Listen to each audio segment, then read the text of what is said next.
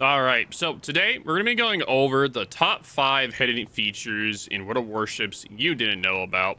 So there's a lot of features in World of Warships that aren't very well explained. They're a little bit hidden away because they like to keep some secrets from us all. So today I'm going to going over my personal top 5 little secrets in World of Warships that will definitely help you guys off. So let's start off with number 5. All right, so for hidden feature number 5, if you click F1 on your keyboard, it shows up a helpful tip menu.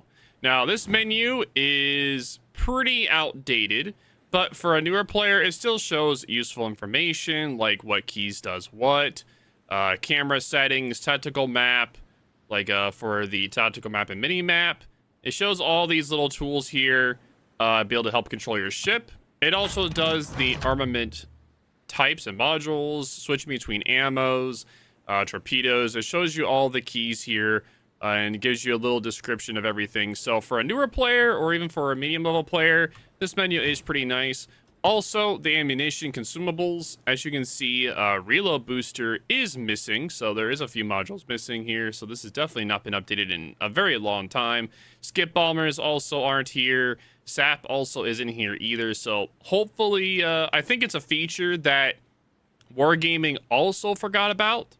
So a lot of the player base has no idea this exists, and I bet you Wargaming also forgot this actually existed as as well. So let's move on to hidden feature number 4. All right, so for number 4, the next feature that is pretty well unknown is locking your guns in torpedoes. So I know a lot of you guys know being able to do free look, where you can look around while shooting your guns, and this will, if you're locked onto somebody, you're aiming at them, it will keep the guns onto the target where you were last aiming, even if you turn and such like that. But there is another feature that does the same thing, but instead of it following a target, it legit just locks your guns and torpedoes. So if you do Control X, as you can see on the screen, it says locked on a bearing.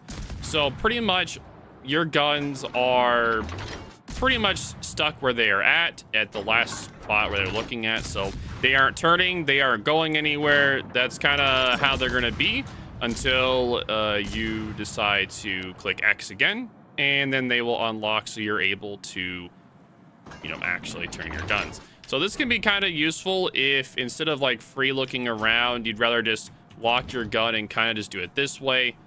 You can do, instead of just doing free look, you can do Control X instead, if you are trying to like look around more, or if you're but that's only useful if you're not locked onto a target. If you are locked onto a target, if you do Control X, it makes it where the guns will not follow the target. It just makes it where the guns will stay stuck on where they were last put.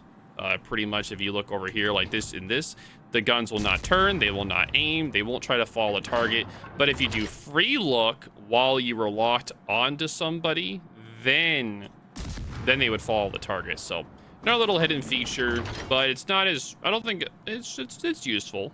So let's move on to number 3, which is definitely going to be one of the more important ones.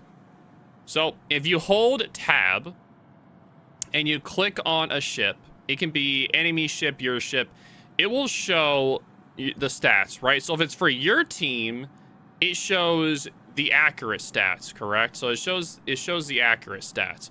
Now, if it's on the enemy team, it will show the absolute best possible.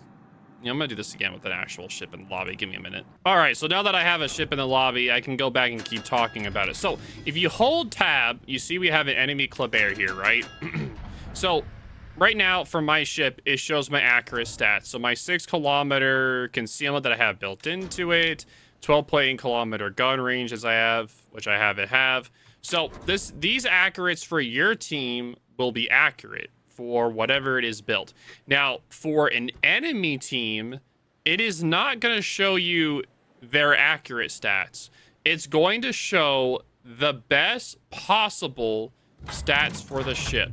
So as you can see, the ship has 21,000 HP, but it shows here 27,000 because this is when it's built all the way for HP.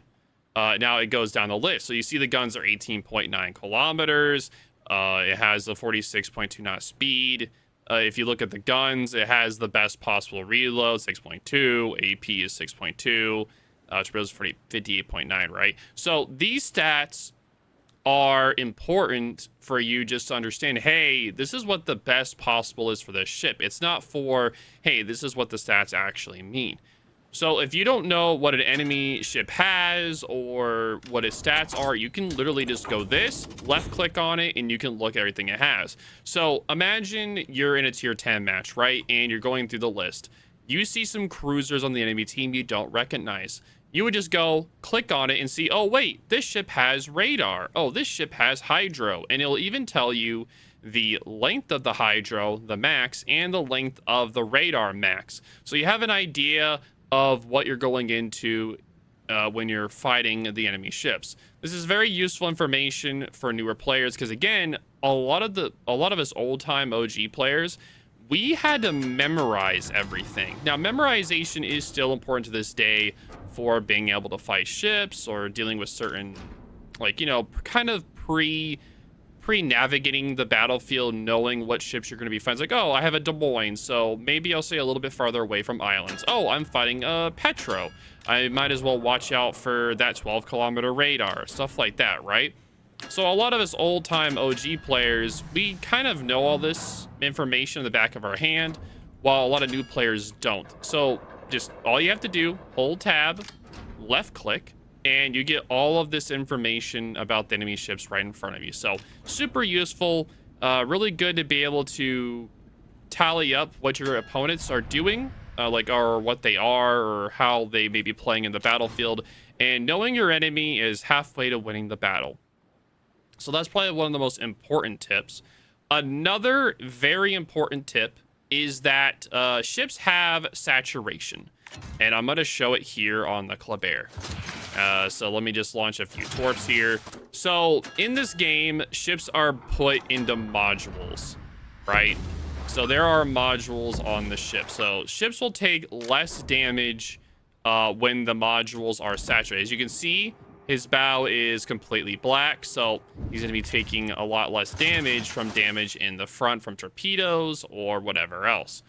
So there's the bow, the superstructure, the aft, as you can see, it only did 2,000, and you have the midsection in the citadel. So if you are bow into a torpedo, you will take less damage from that torpedo when you get saturated, as you saw there. I only did like 2,000 damage. This is very useful if you do happen to eat torps. Now, of course, you're not trying to eat torps, but if you do, and you're saturated, you can use that to your advantage. Now, if you aren't saturated and you have full health, you're going to take a lot of damage from the torpedo. But if you are saturated, you can use that to your advantage and just take less damage overall using that mechanic. So saturation mechanics, they're pretty hilarious in this game. If you guys want more in-depth information on that, I could definitely let you guys, I can do like a more in-depth video on that. So let me know in the comments down below if you guys would like that for like a saturation mechanic thing and kind of explain it more. But I feel like World of Warships already has a video on that's pretty good, so you can always check that out for yourselves. So we've gone over the top 4 hidden features in WoWs that people did not know about. So far, if you guys let me know in the comments, what features did you know about or not? Let me know. This final feature has been a feature that Wargaming has never really talked about, and every time I bring it on stream, everyone seems to there's at least one person that doesn't know what I'm talking about. So let's talk about campaigns and what exactly about the campaigns. So if you did not know, when you go into a campaign, I'll just do an example of this one. I've already done all these, so it's kind of not, you won't be able to see, but pretty much you see how you have to get all these stars, right? You have to do all these stars to be able to get the final task, right? And of course, when you're newer, you're not going to have a wide variety of ships to get all of these stars. So it's like, oh yeah, you'll do a few and you're not going to be able to do all of them. So you're like, I'll give up. I'm going to do it later. Well, you can do the same task over and over again for stars. So all you have to do is complete on a completed task and just click it and it will assign it here. As long as you don't have this bar filled, you can keep doing the same task over and over and over again. But of course, once you complete the final task, you can no longer do the missions again. As you can see, all of them are gone except for the CV one, which I'm not going to do. So of course, yeah, there's no point. But this is by far one of the most important features in the game because these campaign missions are really important.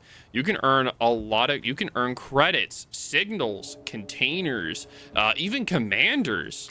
You can earn a lot from these, and it's very important to be able to have access to these and work on them over time.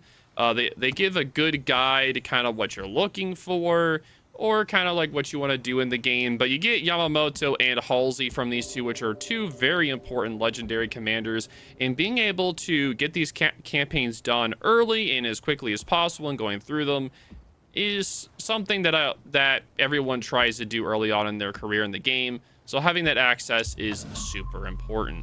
And this is my most important hidden feature that a lot of people did not know about. If you didn't know about that feature, let me know in the comments down below.